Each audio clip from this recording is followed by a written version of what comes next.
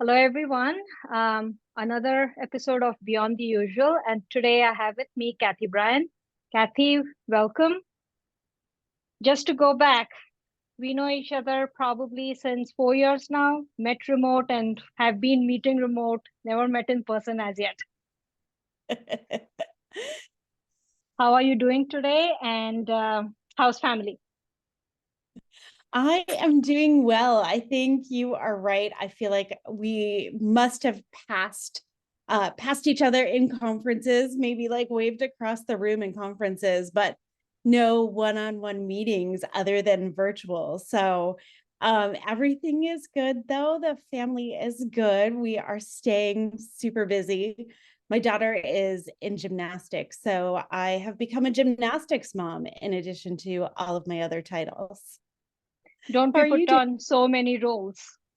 Yes.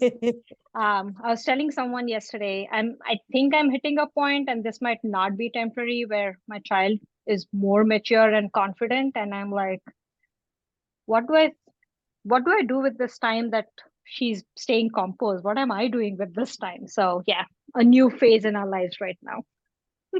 It's absolutely true. Do you have an answer? All I know is I can tell my mom, I'm sorry for how I was, but I'm not ready to take that from my child. All right. So for this episode, I have a few questions for you, and I'll take some questions from you. So we'll start off. You've done so much marketing in your career.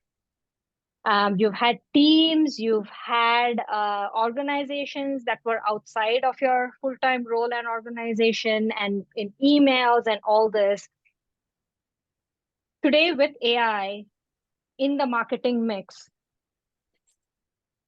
what do you feel from your traditional ways and today? What has been the difference like, especially in terms of like your teams, right? Where do you see 10 years ago what your team size and your efforts look like? What do they look like today? Any comparisons and contrasts you can share?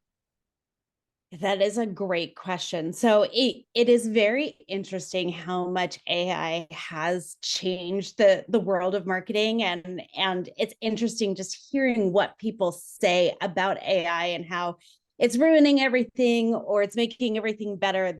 There's so many different thoughts. I right now I am a marketing team of one, and so I have been forced to really adopt AI into my life. But I've done it in a way where I've created all these like different personas. So I feel like I've built out a team where I've got an expert in SEO and an expert in email and an expert in copywriting and all of these different people that I would have on my team normally. I feel like I still do. It's just my army of robots that I've created, but each one does still take time to work through and to use properly. So I think what's amazing is that as one person, I'm able to do so much more than I was able to do as one person previously. But if I were 10 people, I'd be able to do that much more, still leveraging AI and the tools that it has, tapping into my expertise, tapping into the expertise of the team. So I think there will be opportunities to do more and to do things better and faster. But I don't know if long term it is going to necessarily change how many people you want to have on your team, because I think we're all going to have higher and bigger expectations for ourselves, and bigger teams will still support that.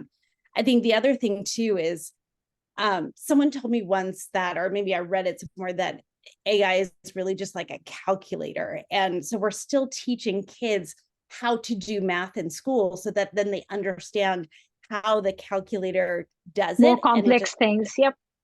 exactly, it just makes it faster for them. And I think there is a real risk of not learning how to do the skill of writing or analyzing data or whatever it may be if we don't understand how to do it, and we don't understand what we're looking for as a really good result versus a bad result. then we won't know how to ask it. You So gave I a guess, very good analogy there with calculator, because one of the things I'm speaking to people is like everybody is going after AI saying, what can we do? But very few people are thinking, what should we not do?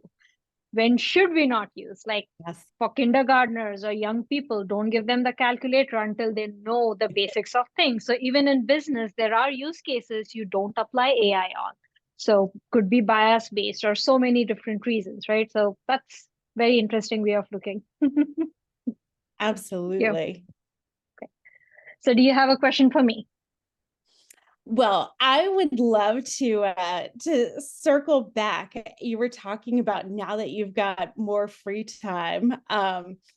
You're not as focused on being a mom. I'm really curious to learn what you're doing with some of that free time, in part because I'm always looking for new ideas.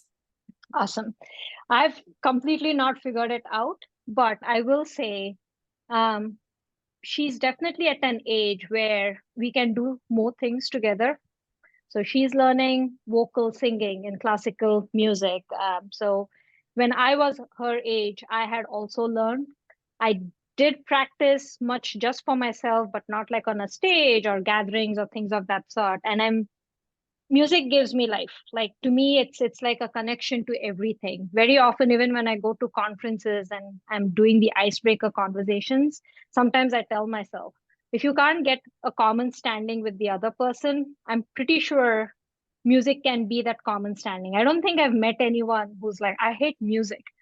They may hate art, they may hate to do art or watch art or go to art museums or galleries, but I don't think I've hit someone who's like, I completely hate music, or I like exactly this kind of music and nothing else. So to me, music is more bonding across borders and all that. So I would like to practice more music. And if I could practice it with her, I think that'll build for more nicer memories.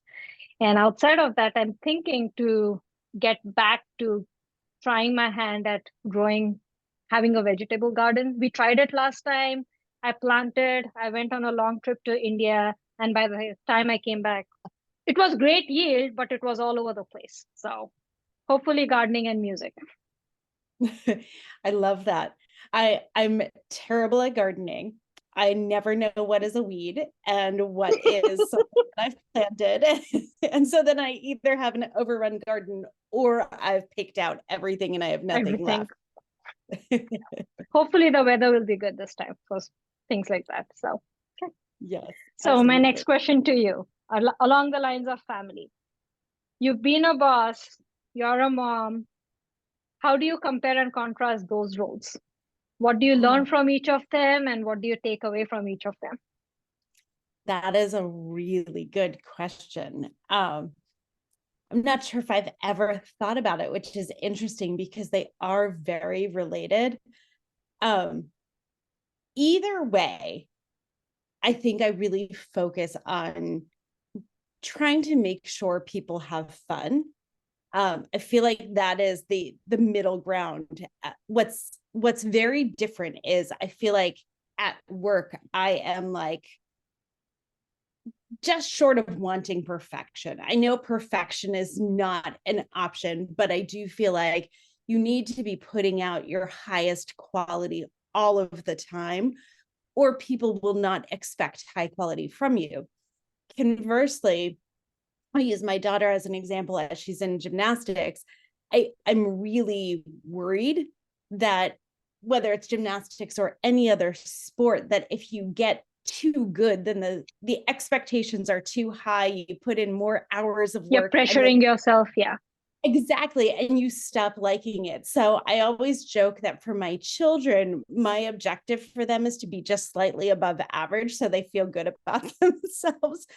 In reality, I know I push them to be more than that, but that is my goal. My goal is to just want them to just be slightly above average so they're like just comfortable in life and doing fine.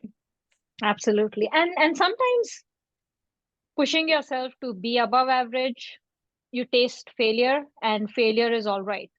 I think Yes. sometimes just getting awarded for participating and being happy with it, you never we've got to face rejection probably early in life. It helps you further on. So Yes. yeah. Yes, Okay. Awesome. absolutely. I want to hear the same from you. How do you compare being a boss and being a mom?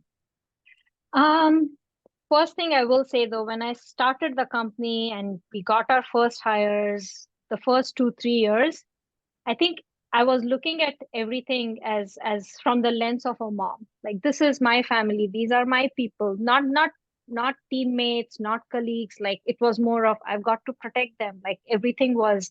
And over time, I think as the child grows and the team becomes comfortable, you know what their strengths are, you know what their weaknesses are, you know where to let them figure it out, where to help them and be there for them. So I think those two kind of go back and forth, like pull back a little, push in yourself a little. And the boss experience, I think I take home and tell myself like, let her be by herself, let her grow up by herself, give her some space, she'll figure it out. So I think they do go back and forth in some form. Right. They definitely Awesome. do. They're very related. Yeah. I don't know if not having the experience of being mom would have been extremely different for me at work versus the other way around. I think both have influenced the relationship, like at work and at home. So they go along. Okay. I agree. And I think you are just a very authentic person too. And so that comes out. You're going to be similar in how you are in both roles because it's just you being you. Thank you. Thank you. Yeah. Sometimes I tell myself I'm lazy. I can't have multiple personas. I can't come up this way and go this way and then lays out somewhere else. But yeah, maybe that's what it is. You can't have someone. I tell this constantly to people. The only reason I don't lie is because I can't remember what I lied. So I would rather not make things up and forget what I made up. So I'll just be transparent, open, and say what's on my mind. Perfect. Okay, awesome. Here's my next question for you. Please share a hidden talent or hobby that very few people know about. um, Gardening is not, I got that. gardening is not my hidden talent. So I think the thing that probably the fewest people know about me that is still a hidden talent, but not one that I pull out very often is when I was in high school, I did indoor color guard for only 1 year. It was not actually my thing. I'm more of a rugby player, which I did Wow. for a while. But I can spin flags. I can toss flags in the air. I have the skills. They're rusty, but that is my hidden talent is to be able to march around a gym spinning and tossing flags in the air. Wow. Would not have figured that out. That is amazing. And I got to learn something about you today. That is amazing. Have Awesome. you already shared your hidden skill on a previous podcast, or is there one yet shared that I can hear? Um, I'm trying to think. I actually love doing a lot of artwork. Singing, I've just shared. I would love doing singing. I'm trying to think. There was a phase I used to make a lot of earrings, and still often I wear earrings that I make myself, like bracelets and things like that. I wouldn't say hidden talent, but a hobby, right? I do enjoy. Um, I love drawing, but I do not like to color. And this is another place where my child comes in. She does not like to draw. She loves to color. Like her coloring abilities are completely like how she mixes warm, hot colors. I'm like, I don't understand the science of colors. My work is done. Now you can color. So I think I do love a lot of creative, artistic work. So yeah, I'm still trying to figure out. I would love to fall in love with um, learning a language or things like that, but something tells me my brain does not like too much hard work. I don't I don't agree with that.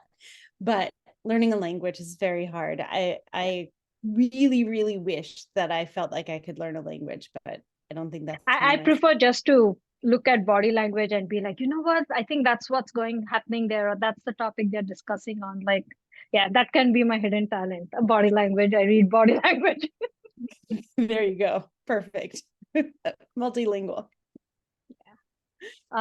Thanks so much, Kathy. This has been fun. I hope you've enjoyed asking some questions, and this like these are some of the things I enjoy hosting things like this, because you learn something as a takeaway about each other.